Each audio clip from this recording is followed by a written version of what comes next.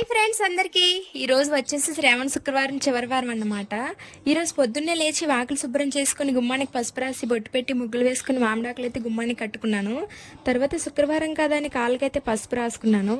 తర్వాత అమ్మవారికి నైవేద్యంగా గోధుమ రవ్వ ప్రసాదం అయితే చేసుకున్నాను. ఇంకా పూజ గదిలోకి అయితే వచ్చేసాను.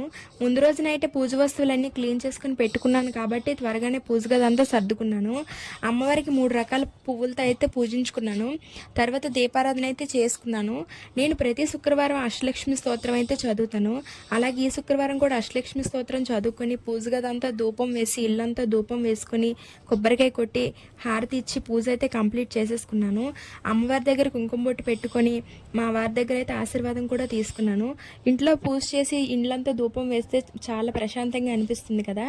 మీకు కూడా అలా అనిపిస్తుందో లేదా కామెంట్ సెక్షన్లో కామెంట్ చేసి వీడియో నచ్చినట్లయితే లైక్ చేసి షేర్ చేసి సబ్స్క్రైబ్ చేసుకోండి. మాత్రే నమః.